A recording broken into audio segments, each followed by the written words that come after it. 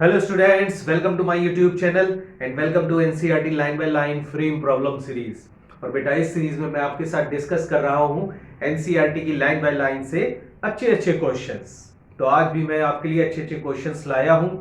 तो बेटा लास्ट पे हम लोगों ने कंप्लीट कर लिए थे लॉज ऑफ मोशन के 9 सेशन, यानी कि 90 क्वेश्चंस तक लॉज ऑफ मोशन के NCERT के फ्रेम हुए हम लोगों ने कंप्लीट कर लिए। आज उसका लास्ट सेशन हम लोग कंप्लीट करेंगे। तो बेटा उसका क्वेश्चन नंबर 91 ये रहा आपके सामने। देखिए कहते हैं block of mass 10 kg is kept rest on a 37 degree inclined plane, find force on the block by inclined plane. चार ऑप्शन आपको दे रखे हैं, ट्राई करिए। ओके स्टूडेंट्स, तो चलिए आंसर मैच कराते हैं। सपोज कर लेते हैं ये कोई थीटा इक्वल टू 37 डिग्री का इंक्लाइन प्लेन है और इसके ऊपर एक ब्लॉक स्टेशनरी रखा हुआ है। तो स्टेशनरी तब ये रह पाएगा जब यहां पर फ्रिक्शन भी होगा, नहीं तो स्लाइड होकर के नीचे आ जाएगा। अब देखिए इस इंक्लाइन प्लेन से एक तो नॉर्मल रिएक्शन लग रहा होगा इसके ऊपर और इसके स्लाइड होने के चांसेस नीचे होंगे, तो एक फ्रिक्शन फोर्स भी इंक्लाइन से इसके सरफेस पर लग रहा होगा। तो ब्लॉक के सरफेस पर दो फोर्सेस लग रहे होंगे इंक्लाइंड प्लेन से, एक तो फ्रिक्शन फोर्स और एक नॉर्मल रिएक्शन, और इसका जो वेट होगा mg वो ऐसे डाउनवर्ड लग रहा होगा। ठीक है, तो देखिए नॉर्मल रिएक्शन और जो फ्रिक्शन फोर्स का रिजल्टेंट होता है उसी को हम कांटेक्ट फोर्स कहते हैं Fc, और इस Fc की वैल्यू mg के इक्वल होगी। तो जो नेट फोर्स लग रहा होगा इंक्लाइंड प्लेन से ब्लॉक के ऊपर वो Fc लग रहा है, जो नॉर्मल रिएक्शन और फ्रिक्शन फोर्स का रिजल्टेंट होगा, और इसकी वैल्यू mg के इक्वल होगी। m दे रखा है 10, g की वैल्यू 10 यूज कर लेते हैं, तो ये हो जाएगा 100 न्यूटन। ठीक है, तो इंक्लाइंड प्लेन से टोटल फोर्स जो एक्सर्ट हो रहा होगा ब्लॉक के ऊपर वो 100 न्यूटन होगा। तो फोर्थ वाला ऑप्शन इसका करेक्ट हो जाएगा। ओके स्टूडेंट्स, अब आते हैं क्वेश्चन नंबर 92 पर। कहते हैं limiting friction is depend on, चार ऑप्शन आपको दे रखे हैं, बताना है कौन सा करेक्ट होगा, ट्राई करिए। स्टूडेंट्स चलिए आंसर मैच कराते हैं। देखिए जो लिमिटिंग फ्रिक्शन होता है उसकी वैल्यू होती है μs into n। देखिए क्या क्या ऑप्शन दे रखे हैं। पहला ऑप्शन दिया है नॉर्मल रिएक्शन, तो नॉर्मल रिएक्शन पर तो डिपेंड करता है। दूसरा दे रखा है एपरेंट एरिया ऑफ कांटेक्ट। देखिए एपरेंट एरिया का मतलब जो होता है वो ये होता है कि जैसे दो बॉडी है तो उनका जो लार्ज सरफेस एरिया है ना, पूरा पूरा जो सरफेस एरिया हम कंसीडर कर रहे हैं, जैसे दो बॉडी मान लीजिए एक दूसरे के ऊपर है, तो पूरा पूरा जो सरफेस एरिया हम कंसीडर कर रहे हैं, मान लीजिए इसका A1 का है, पूरा एरिया इसका A2 का है, तो उसको बोलते हैं एपरेंट एरिया ऑफ कांटेक्ट। ठीक, और जो माइक्रोस्कोपिक एरिया ऑफ कांटेक्ट होता है, माइक्रोस्कोपिक एरिया का मतलब होता है कि जब हम एरिया को एटॉमिक लेवल पर देखते हैं तो उस कंडीशन का जो एरिया होता है उसको बोलते हैं माइक्रोस्कोपिक एरिया ऑफ कांटेक्ट। तो माइक्रोस्कोपिक एरिया ऑफ कांटेक्ट पर ये लिमिटिंग फ्रिक्शन डिपेंड करता है, क्योंकि माइक्रोस्कोपिक एरिया पर ये μs डिपेंड करता है। अब माइक्रोस्कोपिक एरिया पर किस तरीके से μs डिपेंड करेगा उस चीज को समझ लीजिए। जैसे मान लीजिए दो सरफेस के बीच में अगर माइक्रोस्कोपिक लेवल पर हम देखें और इस टाइप का जैसे सरफेस है कि एक दूसरे के बीच में दोनों सरफेस बहुत अच्छी लॉकिंग बना रहे हैं, मतलब ऐसा लॉकिंग सिस्टम बन रहा है कि जिससे जो सरफेस का रिलेटिव मोशन है वो इजिली नहीं हो पा रहा है, तो उस कंडीशन में जो म्यू होगा वो ग्रेटर होगा, ये म्यू की वैल्यू बढ़ जाएगी। और अगर इस टाइप का एरिया है कि दोनों के बीच में काफी स्मूथनेस है, जैसे कि उनमें लॉकिंग नहीं बन रही है और वो आराम से एक दूसरे के ऊपर स्लाइड कर सकते हैं, तो उस कंडीशन में ये जो म्यू होगा वो लेस होगा।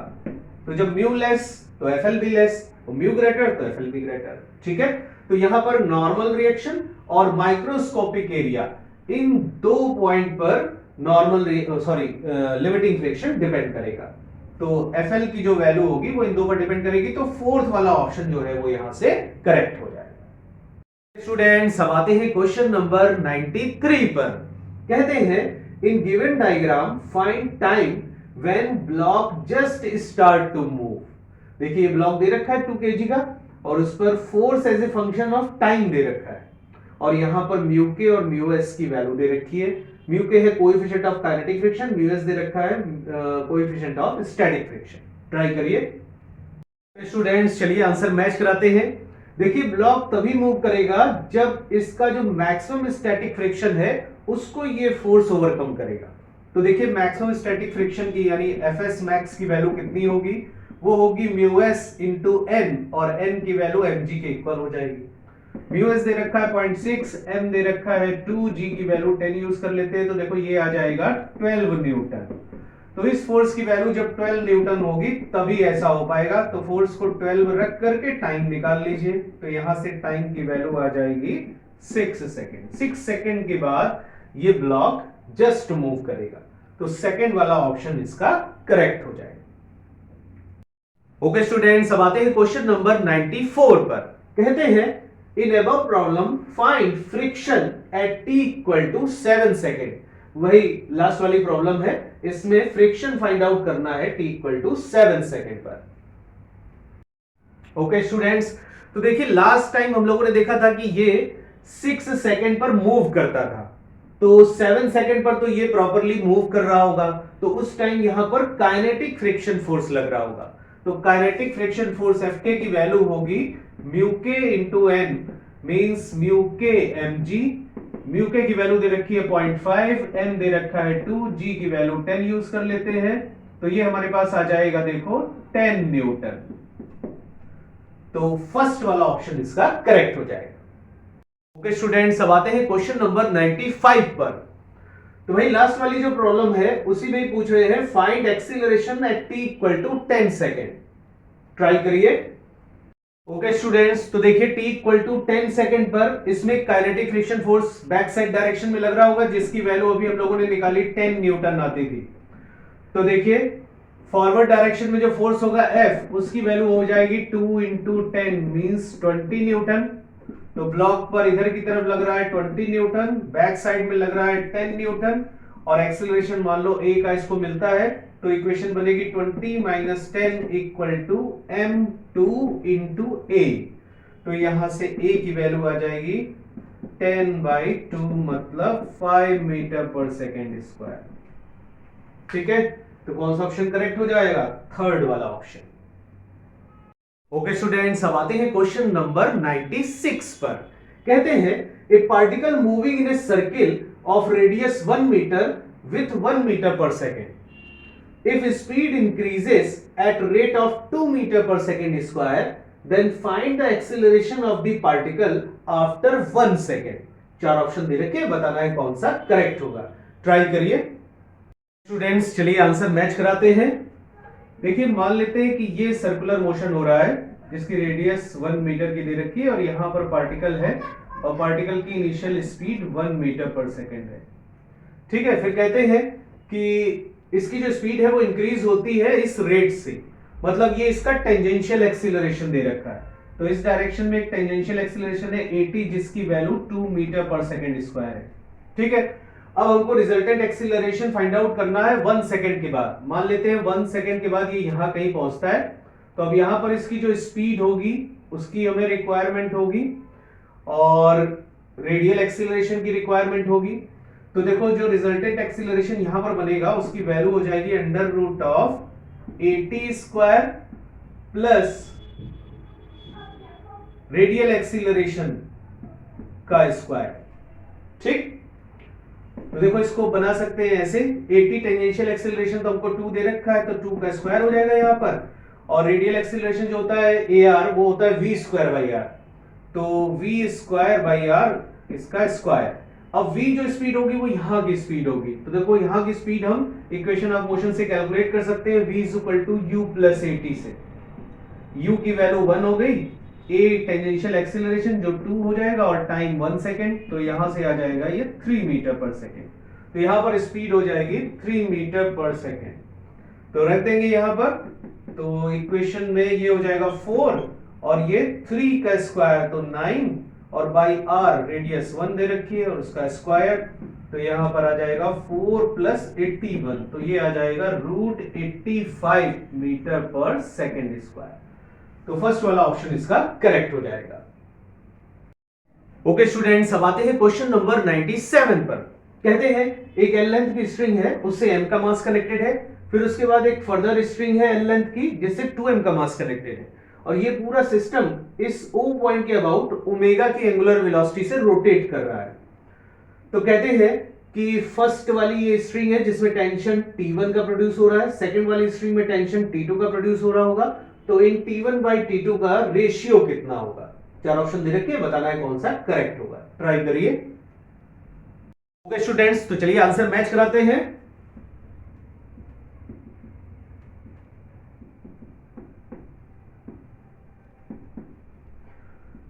देखिए टेंशन कुछ इस तरीके से स्ट्रिंग में लग रहे होंगे।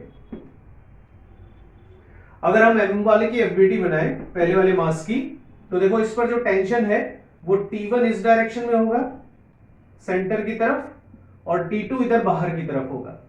तो इन दोनों का जो रिजल्टेंट फोर्स सेंटर की तरफ लगेगा वही इसको सेंट्रीपिटल फोर्स प्रोवाइड करेगा।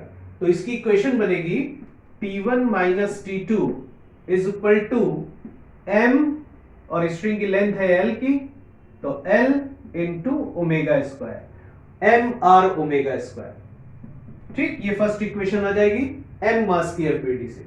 उसके बाद 2m मास की एफबीडी बनाएंगे। तो देखो 2m वाला जो मास है उस पर सेंटर की तरफ T का टेंशन, T2 का टेंशन लग रहा होगा। तो इसकी इक्वेशन बनेगी T2 is equal to 2m into 2l into omega square. ठीक है, इसका मास 2m का है, इसकी सेंटर से डिस्टेंस 2l की है, और इंटू ओमेगा स्क्वायर। तो ये T2 की वैल्यू आ गई। देखिए T2 आ जाएगा 4ml ओमेगा स्क्वायर। इस T2 को यहां पर पुटअप कर दो फर्स्ट वाली इक्वेशन पर, तो यहां से हम T1 कैलकुलेट कर सकते हैं ml ओमेगा स्क्वायर के टर्म में। तो देखो T1 की वैल्यू यहां से आ जाएगी, ये 4ml ओमेगा स्क्वायर उधर की तरफ ले जाएंगे तो बन जाएगा 5ml ओमेगा स्क्वायर। ये आ गया हमारा T1, और अपॉन में T2 से डिवाइड कर दो। T2 की वैल्यू हमें ये दे रखी है 4ml ओमेगा स्क्वायर। तो यहां से देखिए रेशियो बन जाएगा 5:4 के इक्वल। तो थर्ड वाला ऑप्शन इसका करेक्ट हो जाएगा। स्टूडेंट्स, अब आते हैं क्वेश्चन नंबर 98 पर। कहते हैं force F is equal to t i cap plus 2t square j cap newton, find change in momentum in t is equal to 0 to t equal to 1 second. चार option दे रखे हैं, बताना है कौन सा करेक्ट होगा। सॉल्व करिए। ओके स्टूडेंट्स, तो चलिए सॉल्व करते हैं इस क्वेश्चन को। देखिए F इज इक्वल टू होता है dp बाई dt, तो यहां से dp will be equal to ft। ठीक, दोनों तरफ इंटीग्रेशन कर देते हैं। सपोज कर लेते हैं मोमेंटम p1 से कोई p2 चेंज हो रहा है, और टाइम यहां पर 0 से लेकर के 1 सेकेंड तक चेंज हो रहा है। अब वैल्यू पुटअप कर देते हैं 0 टू 1। F की वैल्यू ये दे रखी है P I cap plus 2t square j cap और इंटू dt। ठीक है, तो लेफ्ट हैंड साइड में देखो आ जाएगा इंटीग्रेशन dp बन जाएगा p, और लिमिट लग जाएगी p1 टू p2, और राइट हैंड साइड में अंदर ही अंदर देखो ये बन जाएगा t dt। ठीक, और प्लस t dt आई कैप और प्लस 2t स्क्वायर dt जे कैप। ठीक है, और लिमिट लग जाएगी 0 से लेकर 1 तक। अब देखो राइट हैंड साइड को सॉल्व करते हैं, तो t dt का इंटीग्रेशन करेंगे तो ये बन जाएगा t स्क्वायर बाई 2, और लिमिट लगेगी 0 टू 1, और बाहर आ जाएगा i कैप। इसी तरीके से सेकंड वाले टर्म का करते हैं, तो देखो 2 तो बाहर आ जाएगा, और t स्क्वायर का इंटीग्रेशन बनेगा t क्यूब बाई 3, और लिमिट लग जाएगी 0 टू 1, और बाहर आ जाएगा j कैप। ठीक है, लेफ्ट हैंड साइड में देखो बन जाएगा p2 minus p1 change in momentum equal to, right hand side में ये 1/2 बाहर करो, और पहले t की जगह अपर लिमिट तो 1 का स्क्वायर, फिर माइनस लोअर लिमिट तो 0 का स्क्वायर, और इनटू y कैप प्लस 2/3 को बाहर करो, और पहले अपर लिमिट तो 1 का क्यूब, फिर माइनस 0 का क्यूब, और इनटू j कैप। तो और सॉल्व करते हैं इसको, तो ये देखो आ जाएगा 1/2 i कैप और प्लस ये 2/3 j कैप। अब वेक्टर फॉर्म में चेंज इन मोमेंटम की वैल्यू ये आ गई हमारे पास, लेकिन यहां पर देखो मैग्नीट्यूड दे रखे, तो मैग्नीट्यूड निकाल लेते हैं। तो चेंज इन मोमेंटम का मैग्नीट्यूड बन जाएगा under root of x component का स्क्वायर प्लस y कंपोनेंट का स्क्वायर। तो देखो ये 1/4 बन जाएगा, और ये 2/3 का स्क्वायर करेंगे तो 4/9 आ जाएगा। अंदर ही अंदर एलसीएम ले लेते हैं, 36 एलसीएम आ जाएगा। तो ये 4 से 9 टाइम्स जाएगा तो यहाँ 9 आ जाएगा, और ये 9 से 4 टाइम्स गया तो ये ऊपर 16 आ जाएगा। तो ये बन जाएगा अंडर रूट ऑफ 25/36। तो फाइनली ये आ जाएगा 5/6। तो कौन सा ऑप्शन करेक्ट हो जाएगा? सेकंड वाला ऑप्शन इसका करेक्ट हो जाएगा। ओके स्टूडेंट्स, अब आते हैं क्वेश्चन नंबर 99 पर। देखिए दे रखा है कि ये ब्लॉक ओवर ब्लॉक सिस्टम है, तो पूछ रहे हैं find acceleration of 20 kg block. ये 20 kg ब्लॉक नीचे रहे, ठीक है, ग्राउंड पर, और ग्राउंड और 20 kg के बीच में फ्रिक्शन 0 है, लेकिन 5 kg और 20 kg के बीच में जो फ्रिक्शन है वो 0.2 कोएफिशिएंट दे रखा है, और 5 kg पर 15 न्यूटन का फोर्स इधर की डायरेक्शन में लग रहा है। तो पूछ रहे 20 kg का एक्सीलरेशन कितना होगा। चार ऑप्शन दे रखे हैं, ट्राई करिए। स्टूडेंट्स चलिए सॉल्व करते हैं इस क्वेश्चन को। देखिए जो 15 न्यूटन फोर्स है, पहले तो हम इसका ये पता लगा लेते हैं कि ऊपर वाले ब्लॉक पर जो मैक्सिमम लगने वाला वो फोर्स, जिस पर ऊपर वाला ब्लॉक नीचे वाले ब्लॉक पर बिना फिसले एक साथ चलता है, उससे ये कम है कि ज्यादा है। तो उसके लिए मान लेते हैं कि ये मास m1 का है, ये m2 का है। तो ऊपर वाले ब्लॉक पर जो फोर्स लगेगा F, उसकी वैल्यू होती है F m1 plus m2 upon m2। यहाँ F जो है वो फ्रिक्शन फोर्स है दोनों ब्लॉक के बीच का।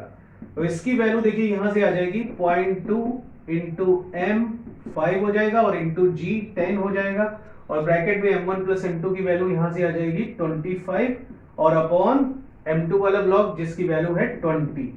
ठीक, सॉल्व करते हैं इसको। तो 10 से देखो ये 2 टाइम्स चला जाएगा, 2 से ये 0.1 रह जाएगा, ये 0.5 और इंटू 25, तो ये वैल्यू आ जाएगी 12.5 न्यूटन। तो 12.5 न्यूटन वो फोर्स है ऊपर वाले ब्लॉक पर, जिस पर 5 kg 20 kg पर बिना फिसले एक साथ चल रहे होंगे। उस कंडीशन में दोनों का एक्सीलरेशन सेम होगा। लेकिन यहां पर ये फोर्स देखो 15 न्यूटन इससे ग्रेटर हो गया, तो इसका मतलब अब क्या हो रहा होगा, ऊपर वाला ब्लॉक नीचे वाले ब्लॉक पर स्लाइड कर रहा होगा, और ऊपर वाले ब्लॉक का एक्सीलरेशन अलग और नीचे वाले ब्लॉक का एक्सीलरेशन अलग होगा। तो अब क्या करेंगे, दोनों की एफबीडी बनाएंगे। देखिए ऊपर वाले ब्लॉक की जो एफबीडी बनेगी उस पर देखो F इक्वल टू 15 न्यूटन इधर लग रहा है, और नीचे वाले ब्लॉक से ऊपर वाले ब्लॉक पर फ्रिक्शन F का इधर की डायरेक्शन में लगेगा। और 20 kg की एफबीडी बनाते हैं तो देखो उसमें क्या दिखाई देगा, ये ऊपर वाले ब्लॉक से जो फ्रिक्शन, नीचे वाले ब्लॉक से जो फ्रिक्शन ऊपर की तरफ लगा है, उतना ही फ्रिक्शन ऊपर वाले ब्लॉक से नीचे की तरफ फॉरवर्ड डायरेक्शन में लगेगा, क्योंकि एक्शन रिएक्शन फोर्सेस के फॉर्म में फोर्सेस एक्ट करेंगे। और नीचे वाला ब्लॉक जो है वो ग्राउंड पर रखा है जिस पर फ्रिक्शन 0 है, तो नीचे वाले ब्लॉक पर केवल फ्रिक्शन ही लग रहा होगा जो उसको A का एक्सीलरेशन देगा। तो मान लेते हैं कि इसका एक्सीलरेशन इस डायरेक्शन में कोई A1 का होता है। तो इसकी इक्वेशन बनेगी F is equal to 20A1, और F फ्रिक्शन फोर्स की वैल्यू है, उसकी वैल्यू यहां से हम जैसे ये पुटअप की थी वही वाली रख देंगे यहाँ पर। तो देखो 0.2 इंटू m की वैल्यू हो जाएगी 5 और g की वैल्यू 10 और इक्वल टू 20A1।